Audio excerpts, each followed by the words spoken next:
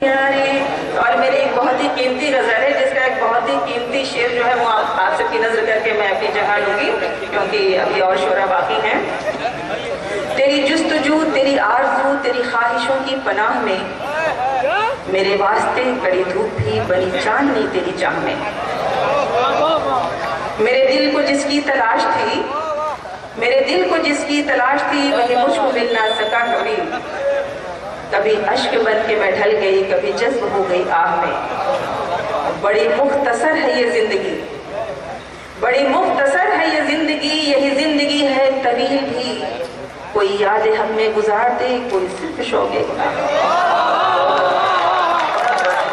बहुत अच्छे डॉक्टर मिर्जा तंजीम साहिबा। दोस्तों, हमारी फहरिस्त में 2 शोरा और